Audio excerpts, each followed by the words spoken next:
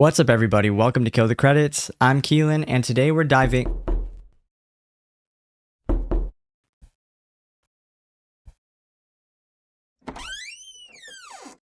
Can I help you? Is Tamara here? That was weird. As I was saying, today we're going to be diving into my reviews for both The Strangers and The Strangers Pray at Night.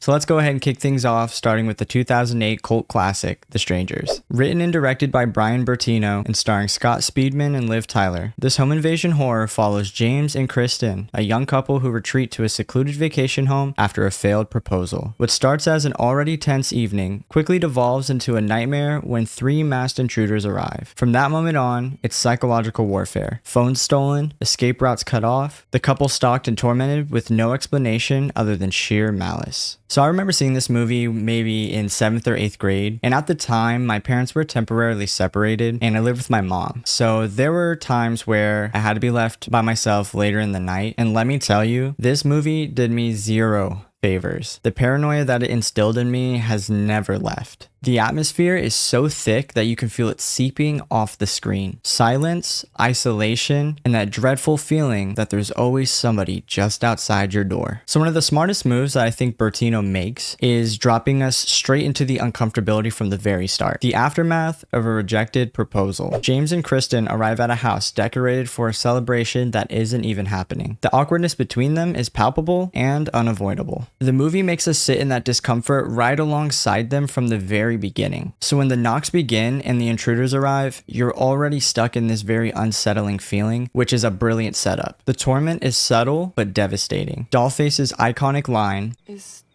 Tamara here? sets the tone. From there, it's phones stolen, cars destroyed, and shadows moving in the background. And the psychological pressure builds so much to the point where one of the characters, James, ends up fatally shooting his best friend by accident. If that doesn't show you the mental games at play here, nothing will. Scott Speedman and Liv Tyler both deserve their credit for carrying this movie. Their performances sell every stage. The distance between them from the very start, the creeping sense of danger around them, the despair, and even a rekindled bond even in the face of certain death. In my opinion, the authenticity that they bring is what makes the horror hit so hard. And speaking of authenticity, this film nails the feeling of a home invasion. It doesn't rely on over-the-top kills or flashy gore effects. In fact, we don't really get to see the intruders commit any sort of murder or anything until the very end. And even then, it's brutal but restrained, which somehow makes it scarier. And the strangers themselves are terrifying in their own right, simply because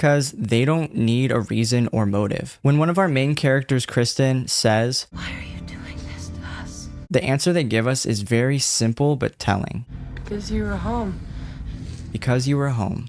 That line is pure evil, and it sort of reminds me of Michael Myers in the original Halloween. You know, before the sequels where they added the sibling storyline, just random, senseless cruelty. That is a lot scarier than any other backstory could ever be. Another thing that's genius about the film is the masks. Each one carries its own personality without words. And because we never see the faces of the strangers, those masks are the only thing that we have to latch onto. And it kind of gives them this unsettling, otherworldly presence. And a little fun fact about this film, Brian Bertino, the director, actually was partially inspired to write this film due to his own personal experience he had when he was a child. One night, someone came knocking on his door, asking for somebody who didn't live there. Luckily for him, he later found out that those people were only targeting houses where people didn't answer the door. And that little detail makes this movie hit even harder, because honestly, it could be any of us someday. Knock on wood. All in all, I think, and I would say many people would agree, that The Strangers is one of, if not the best home invasion film ever made. I'll be honest, it's not one that I rewatch very often. It takes a heavy emotional toll on you, but when it comes up in conversation, I always praise it. And to me, it's the golden standard of this subgenre. Now onto the sequel that doesn't really feel like a sequel, The Strangers Pray at Night. This movie shifts gears in a big way. Gone is the suffocating dread of the original. Instead, we get a neon-soaked, synth-heavy slasher throwback that tends to split fans right down the middle. Now personally, I think the shift actually worked out really well. The original had a one-of-the-kind atmosphere that I don't think could be replicated, so I think leaning into a different vibe was the correct direction to go in. Released a decade later, in 2018, this film was directed by Johannes Roberts with Brian Bertino attached as the writer. It follows a family, Cindy, Mike, and their teenage kids Kinsey and Luke, on a road trip. They stop at an empty trailer park for the night.